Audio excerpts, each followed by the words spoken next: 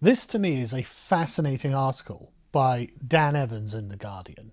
Forget the red wall. The graduate without a future is the voter politicians need to woo.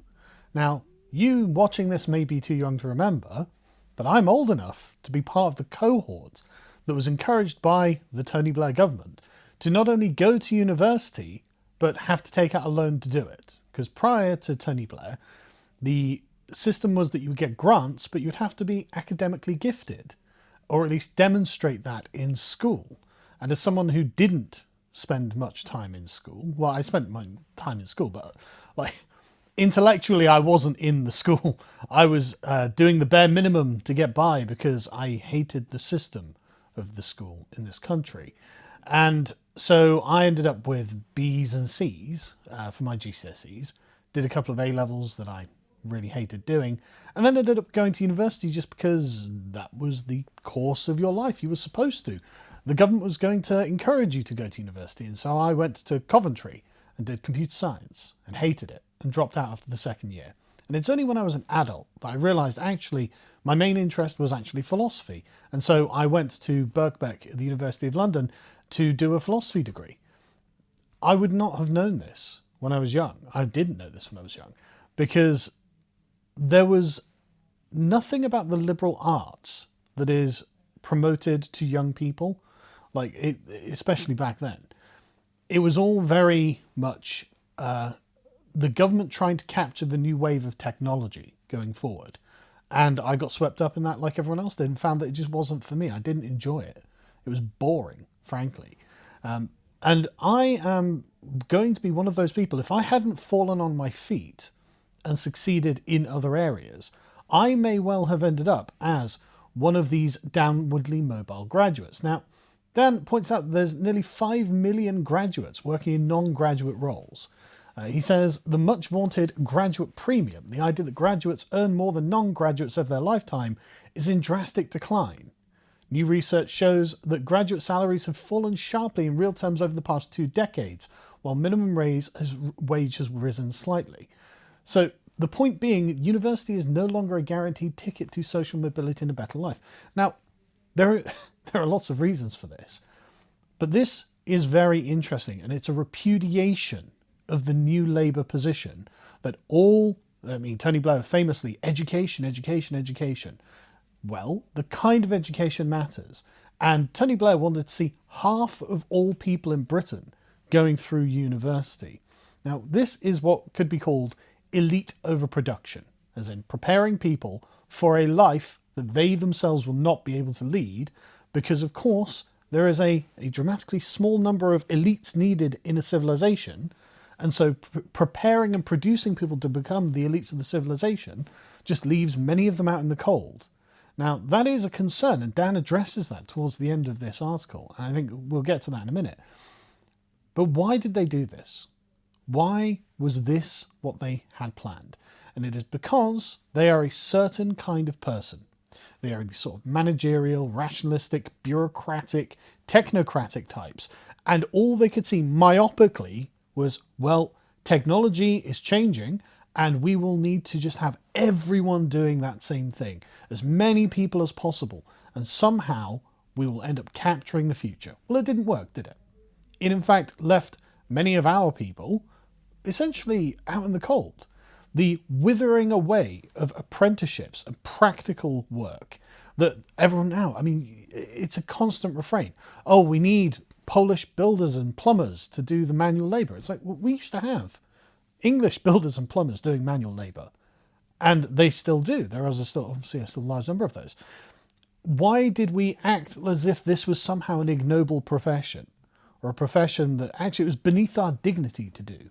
And again, this is a common refrain from, again, my parents' generation. There are certain jobs that are beneath people's dignity. You don't want to be like that person. It's like, okay, but that person has got a steady job and earns like 60k a year and runs his own business and is doing very well. He can afford his own house. Going to university, as Dan points out, is no longer a guaranteed ticket and is putting them in this downwardly mobile cohort. And that 5 million people is not a small number. He points out that this British middle class dream is falling apart as the new graduates are unable to join its ranks. Yeah, why would the old graduates want to make space for them? Again, there's only so much space that can be occupied by this kind of person. And so he says large swaths of young people born in the 1980s and after have been proletarianized and are experiencing the jarring shock of downward social mobility. Who betrayed you? Who betrayed you? Who made up a story, a fantasy, and sold it to us? And then it turns out that actually wasn't going to be. Who did this to us? Oh, it's the Labour Party. Of course it's the Labour Party. It's the left, more broadly, and their dream of what the world could be. It's a fiction. It didn't come to pass. And now millions of people in Britain are saddled with exorbitant student debts, no path further to get ahead in life, because there are no prospects for someone with like a gender studies degree or some nonsense. And that's just one of like a whole swathe of degrees that are just not very practical, right?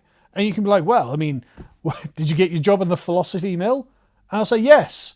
You're listening to the product of it right now. This is what I'm using my philosophy degree for. There is actually a place for this. Anyway, he says hundreds of thousands of people, young people, are either renting a tiny room in a city or living back home in a regional town with mum and dad. Yeah, they will realise their dream career is a mirage. All that work for a life of permanent debt and struggle. Yep, and it doesn't really help when the borders are wide open, does it?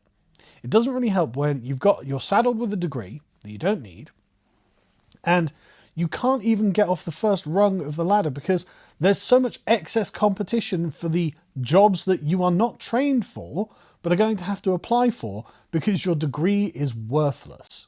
Your degree has no application in these fields. That doesn't really help, does it? But of course, Dan doesn't bring that up. This is something that we're just going to ignore because the left has constantly done this. Ever since probably about the 1980s, the left has decided that actually we're not going to worry about competition for jobs, right? We don't care if the labour market is not a seller's market. We actually are in favour of becoming a buyer's market because of anti-racism. So, that's brilliant. Incredible sellout of the working class here. So the left and Labour Party have done all of this. Don't get me wrong. I hope you don't misconstrue this as being somehow tacit support for the Conservatives. Of course, any conservatively minded person should have been able to identify these problems long in advance.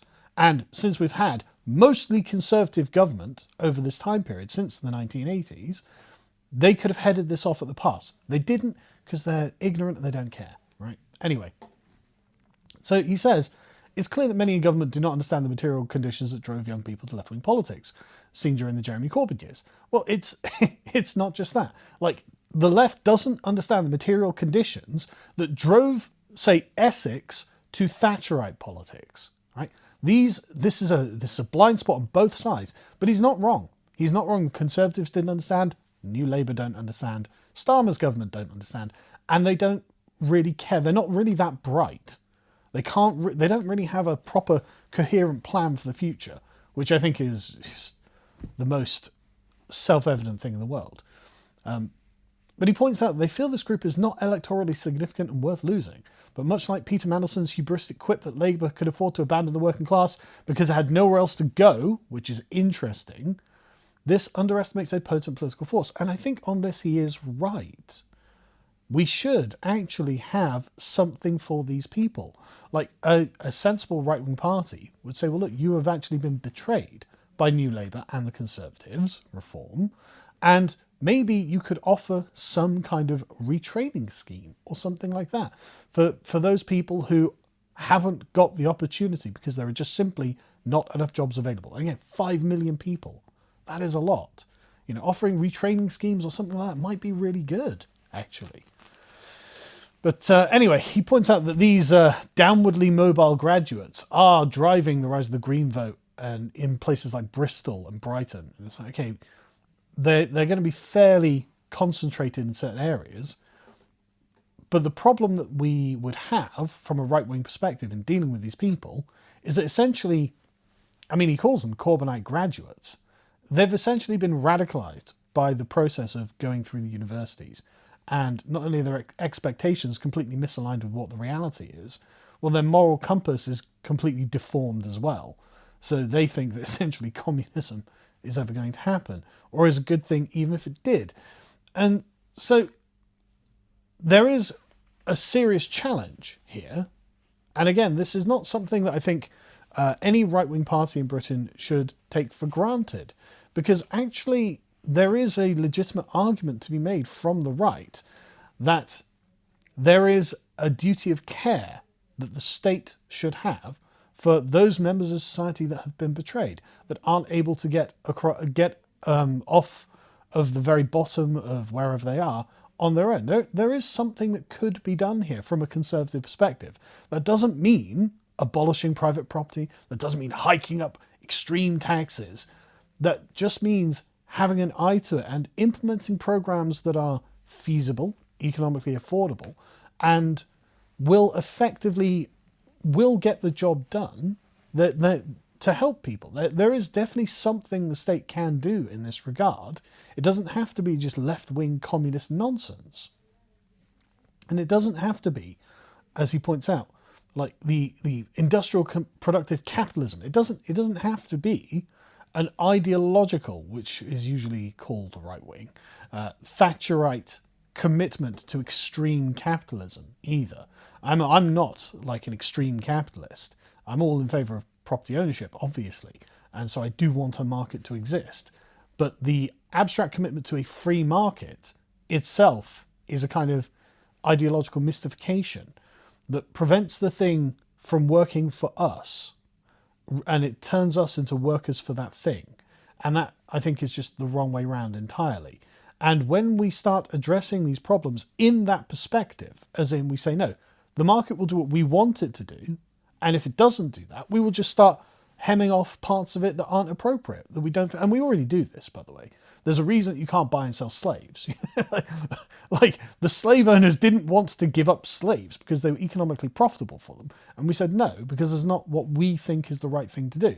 And there are various other parts of the market now that could be stopped from doing things that may well be economically profitable, but are actually morally wrong and have a downstream effect on the rest of society that inhibits other kinds of economic growth. Again, mass immigration and the overproliferation of worthless degree-holding millennials. Right? These people are in direct competition with one another, and mass immigration is a completely capitalist, 100% capitalist thing to do. If you're a business owner, for example, yeah, you absolutely want there to be a buyer's market for labour. And so there are, like I said, there are right-wing things that we can do that are not necessarily anti-market, but are anti-capitalist in the ideological sense. Again, I don't want people to misread this as saying I'm for communism. I'm obviously not for communism, which you'd have to be an idiot to get to that point. But I agree that renterism is a problem. Right? This is a problem that we would like to fix. And I actually really like his characterization here. Britain's Potemkin knowledge economy. Yeah, that's a great turn of phrase, actually. And so he points out, he closes with this, right? This presents political opportunity. There is a huge opening here for a progressive party that can address these issues, but it needs to emerge soon. Otherwise, popular anger will be funneled into the right. Okay, that's true, I actually think. I do think that the right has superb opportunities here to provide a more comprehensive vision of what the future of this country could be, and to scoop up those lost people who have been betrayed by the previous paradigm and say, no, actually, the country's going to work for you. Like the people who are doing well at the moment, well, actually, they don't need much from the state, obviously, but those people who have been put into suppressive conditions because of state policy when it comes to immigration. So again, immigration is just one of the fundamental problems. But also when it comes to allowing China to flood our market with cheap steel and things like this. Why are we allowing that? Why are we allowing these things? Like, these things all have changed the nature of our country, and we're acting like these things, it's just inevitable and it can't be changed. I don't agree. I think these things can be changed.